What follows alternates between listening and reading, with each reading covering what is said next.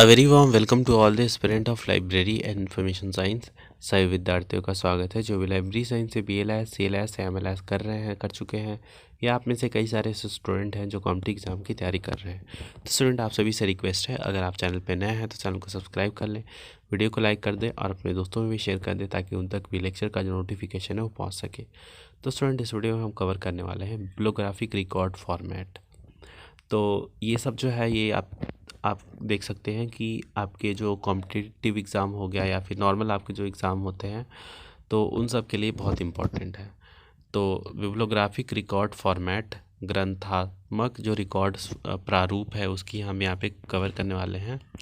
तो सबसे पहले ग्रंथात्मक जो रिकॉर्ड प्रारूप है, प्रारूप का उपयोग जो है मुख्य रूप से ग्रंथात्मक जो जानकारी का विवरण तथा विभिन्न जो प्रकार की जानकारी के आदान प्रदान के लिए किया जाता है।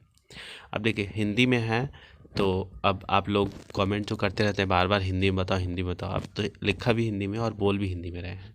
तो इसका जो उपयोग है मुख्य तौर से कहाँ पे किया जाता है, जानकारी का जो वितरण होता है विभिन्न प्रकार की, जिसमें आदान प्रदान के लिए किया जाता है। यह मुख्य रूप से दो प्रकार के होते हैं। तो ये दो प्रकार का होता है टाइप्स ऑफ बिब्लियोग्राफिक रिकॉर्ड। तो पहला होता है यहाँ पे इंटरनल या फिर लोकल फॉर्मेट, दैट इज़ आंतरिक या स्थानीय प्रारूप, और दूसरा होता है यहाँ पे एक्सचेंज या कम्युनिकेशन या इंटरचेंज फॉर्मेट। तो एक्सचेंज, संचार या इंटरचेंज प्रारूप। तो ये दो इसके यहाँ पे प्रकार हैं बिब्लियोग्राफिक रिकॉर्ड फॉर्मेट के। अब इंटरनल लोकल फॉर्मेट की बात करें, आंतरिक स्थानीय प्रारूप की बात करें, तो आंतरिक स्थानीय प्रारूप का अर्थ ऐसे वितरण से हैं जिनका प्रयोग जो आम तौर पर जो पुस्तकालय में किया जाता है। तो उन चीज़ों से हैं जो ज़्यादा जो मतलब हमेशा इस्तेमाल नहीं किया जाता है, जो मतलब आम तौर पे जो किसी पुस्तकालय में या किसी भी लाइब्रेरी में आप देखते हैं। इस प्रकार के वितरण में जो ग्रंथ होता है, ग्रंथ से संबंधित लगभग सभी जानकारी को सम्मिलित किया जाता है। तो जितने भी उससे रिलेटेड जितनी भी जानकारी है, इन्फॉर्मेशन है, उसको उसमें मतलब मिलाया जाता है, उसको मतलब लेकर एक जगह पे और चीज़ को मतलब सम्मिलित किया जाता है। आवश्यकता होने पर इस प्रारूप को कंप्यूटर की मदद से परिवर्तित भी किया जाता है।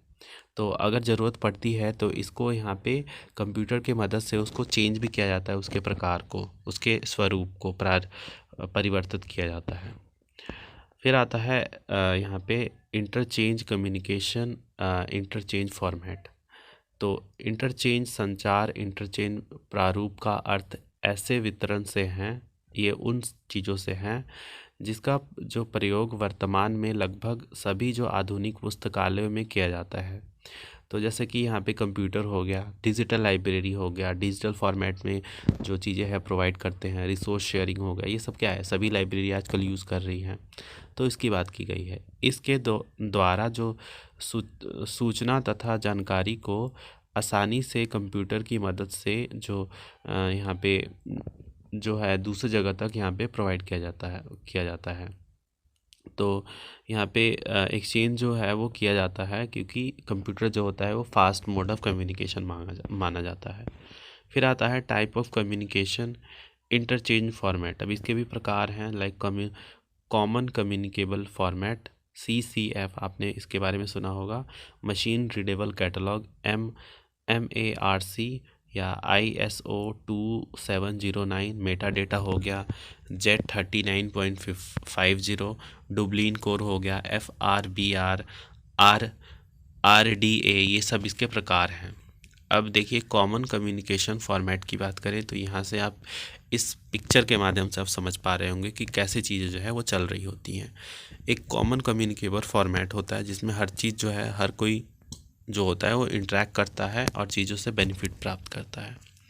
कॉमन कम्युनिकेशन फॉर्मेट की बात करें तो सूचना के आदान प्रदान की सुविधा के लिए जो मानक होता है, जो मानक होता है वो हमेशा चिंता का विषय रहा है।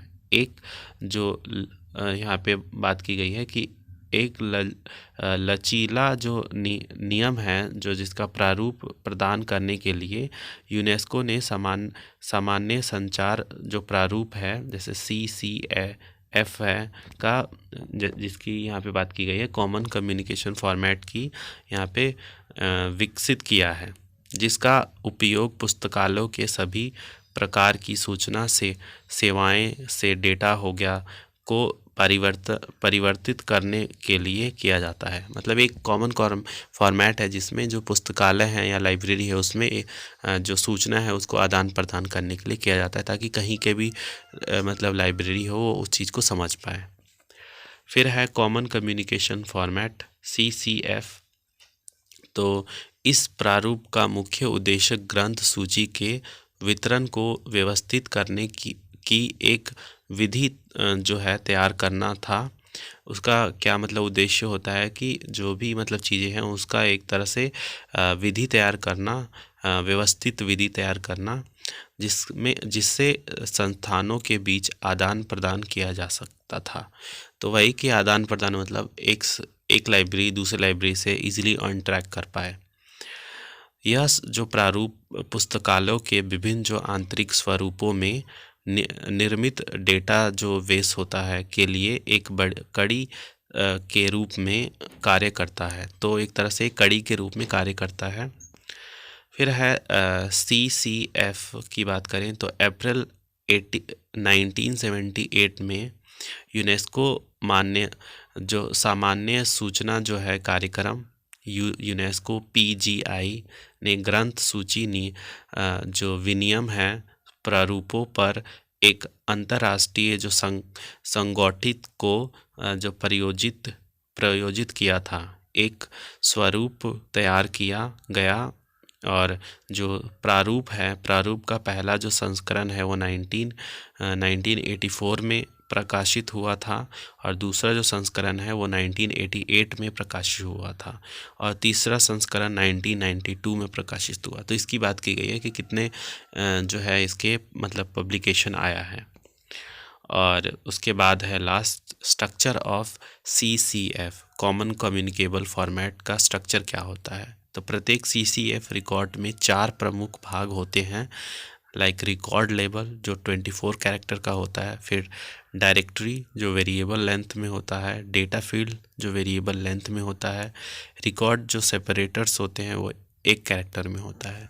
तो आई होप आपको अब ये जो है बिब्लियोग्राफिक रिकॉर्ड या CCF ये सारा जो कॉन्सेप्ट है आपको क्लियर हो गया होगा।